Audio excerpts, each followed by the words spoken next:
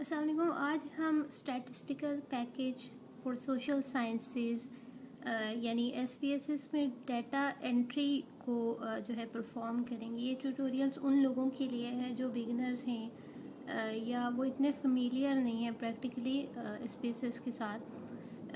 अब जैसे हमने अपने लास्ट ट्यूटोरियल में ये सीखा था कि किस तरह से हम मुख्तलिफ एब्रीवेशंस देते हैं अपने क्वेश्चन स्टेटमेंट्स को। अब वो क्वेश्चन स्टेटमेंट्स वेरिएबल्स की फॉर्म में हम SPSS पर एंटर करते हैं। यहाँ पर मैंने जैसे नज़र आ रहा है कि हर वेरिएबल को 1 बाय 1 एंटर किया है। जैसे मेरा जो क्वेश्चन नंबर था वो एंटर किया। उसके बाद नेम है ये, उसके बाद है एज, उसके बाद ऑक्यूपेशन, सिटी। फिर उसके बाद मैंने जो है अपना स्मोकिंग हैबिट्स 1, स्मोकिंग हैबिट्स 2। इसी तरह नेक्स्ट मेरे पास है IV1, IV2, LC1, LC2, 3, इसी तरह LH1, IV3। ये जिस तरह से क्वेश्चन एयर पर स्टेटेड थे उसी तरह मैंने उसी ऑर्डर में लिखे हैं। ज़रूरत नहीं होती कि इनको अरेंज किया जाए, लेकिन यह है कि आगे कुछ सेटिंग्स हैं जो कि हमेशा से कंसीडर करनी चाहिए। जैसे क्वेश्चन नंबर और नेम, ये दो ऐसे वेरिएबल हैं जिनको हम फर्दर इतना काउंट नहीं करते, बल्कि करते ही नहीं है, तो इनको स्ट्रिंग पे रखते हैं।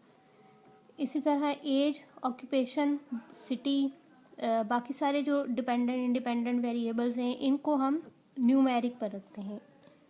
फिर जो विड्थ है वो हम सबकी 8 ही रखते हैं। डेसिमल सबका 0 है। उसके बाद लेबलिंग है। लेबलिंग में ये है कि आप बताते हैं कि जो आपने वेरिएबल स्टेट किए हैं उनका क्या टाइटल था। लाइक क्वेश्चन नंबर जो होता है वो क्वेश्चन नंबर ही होता है, नेम होता है, एज होती है, ऑक्यूपेशन डिफरेंट हो सकता है, स्टूडेंट हो सकता है, कोई किसी भी तरह की जॉब कर सकता है, कोई एथलीट हो सकता है। सिटी अगर आपने एक या दो सिटीज़ या ज़्यादा सिटीज़ में रखा हो तो आपने अपने जो सैंपल है कहीं से लिया हो तो उसमें आप अपनी सिटीज़ को इस तरह से लिख सकते हैं। जैसे मैंने यहाँ पर ऐसे ही स्टेट कर दिया कराची। उसके बाद मेरे वेरिएबल्स हैं। SH1 जो था वो नंबर ऑफ सिगरेट्स था। इसी तरह SH2 था टाइम सिंस स्टार्टेड स्मोकिंग था। इसी तरह फर्दर तमाम वेरिएबल्स को मैंने 1 बाय 1 नाम दे दिया। फिर हमारे पास नेक्स्ट वैल्यूज़ आ जाती हैं। वैल्यूज़ में क्वेश्चन नंबर को कोई हम वैल्यू नहीं देते, नेम को नहीं देते, एज को भी नहीं देते क्योंकि हम यहाँ पर किसी की एज को कंसिडर नहीं कर रहे हैं। जिस तरह ऑक्यूपेशन नहीं है, सिटी हमारे पास 2 नहीं है। लेकिन जब हम SH1 पर आए तो हमें पता है कि यहाँ पर हमने 4 ऑप्शंस दी थी जवाब के लिए। चॉइसेस 4 थी तो हमने उनको वैल्यूज दे दी। हमेशा एक चीज़ को ध्यान रखना होता है कि SPSS जो है वो अल्फ़ाबेटिकल ऑर्डर को या अल्फ़ाबेट्स को नहीं उठाता। उसके लिए आपको हमेशा अपना डाटा जो है वो न्यूमेरिकल ऑर्डर में लाना होता है। लाइक किस तरह से जो फर्स्ट में स्टेटमेंट थी उसमें मेरे पास 4 आंसर्स थे, उनको मैंने ऐसे इसमें बना दिया। A को मैंने 1 बना दिया, B को 2, C को 3, 4 को 5। ये करना कैसे है? ये सिंपल है। जैसे ये है 3 मेरे पास ऑप्शंस हैं। यहाँ पर वैल्यू में 4 लिखा, लेबल में जो भी हमारे पास उसकी ऑप्शन थी वो लिख दी। जैसे था कि 4 और मोर। जब हम एक दफ़ा ये ऐड हो गया, जब हम एक दफ़ा इनको नाम दे देते हैं तो फर्दर हमें कुछ भी चेक करने की या सेट करने की ज़रूरत नहीं होती। हम इसको ओके करते हैं तो यहाँ पर हमारे जो स्टेटमेंट्स हैं, छोटी छोटी आंसर स्टेटमेंट्स, वो ऐड हो जाती हैं। लाइक इसमें भी आप देखेंगे मैंने इसी तरह दी हुई है।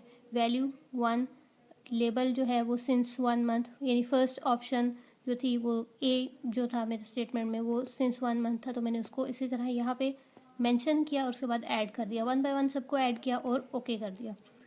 नेक्स्ट हमारे पास मिसिंग की ऑप्शन आ जाती है। मिसिंग में नन, फिर कॉलम्स जो हैं वो 8 ही होते हैं नॉर्मली। फिर उसके बाद अलाइनमेंट आ जाती है। आपने सिर्फ वो वेरिएबल्स जो कि अंडर कंसिडरेशन हम नहीं लेके जाते, जैसे क्वेश्चन नंबर है या नेम है, उसको हम लेफ़्ट अलाइन करते हैं, लेकिन जो बाकी सारे वेरिएबल्स हैं जैसे सिटी है, एज है, ये सारी ऑक्यूपेशन है, डिपेंडेंट इंडिपेंडेंट वेरिएबल्स है, इनको हम जो है वो राइट अलाइन करते हैं। फिर यहाँ फर्दर हमारे पास मेजर्स हैं। फिर वही बात कि वो जो दो वेरिएबल्स थे जिनको हमने कंसीडर नहीं करना था या उनके साथ हमारा कोई इतना ख़ास लिंक नहीं था, वो जस्ट हमने इन्फॉर्मेशन के लिए लिए थे, जिसमें क्वेश्चन नंबर और नेम था, वो नॉमिनल पे और बाकी सारे वेरिएबल्स जो हैं वो स्केल पर सेट करने हैं, और इनपुट जो है वो एज अ रोल आपने सबका एंटर करना है। अब ये हमारे पास जो है ये विंडो, ये हमारे वेरिएबल व्यू की है। नेक्स्ट हम डाटा व्यू को देखते हैं कि डाटा व्यू क्या होता है। अब जैसे वेरिएबल व्यू में हमने अपने वेरिएबल सेट किए थे वर्टिकल ऑर्डर में, हम डाटा व्यू में अपने वेरिएबल्स को देखते हैं कि वो हॉरिजॉन्टल ऑर्डर में सेट होता है। अब यहाँ पर हमारा क्वेश्चन नंबर है, इसी तरह उसके बाद नेम्स हैं, हमने यहाँ पर नेम्स एंटर करने मैंने ऑलरेडी एंटर कर दिए ताकि एक टाइम कंज्यूमिंग काम होता है और मुझे ट्यूटोरियल एक शॉर्ट पीरियड ऑफ टाइम में बनाना होता है। इस तरह फिर मैंने एज को एंटर किया, ऑक्यूपेशन आप पर डिपेंड करता है, आप उसको एंटर करते हो, यानी सिटी भी वही बात है कि आप पर डिपेंड करता है। उसके बाद किस तरह से मैंने रिस्पॉन्सेज जो है एंटर किए, अगर जैसे अली है उसने फर्स्ट क्वेश्चन ए लिया था तो उसने सेकंड ऑप्शन ली तो मैंने यहाँ पर 2 लिखा, उसने सेकंड जो मेरा क्वेश्चन था उसमें थर्ड ऑप्शन ली थी, मैंने थर्ड लिखा।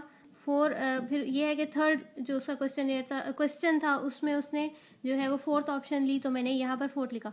अब डाटा एंट्री का जो काम है वो 1 बाय 1 होता है, सर्वे हो या कंटेंट एनालिसिस से, और उसको जो है वो केयरफुली परफॉर्म करना होता है, अदरवाइज उसमें बहुत सारे एरर्स आ जाते हैं। एरर्स को जो है वो हम रिमूव कर सकते हैं बाद में, लेकिन बेहतर यही होता है कि आप जब डाटा एंट्री कर रहे हो तो वो केयरफुली कंसीडर करते हुए करो।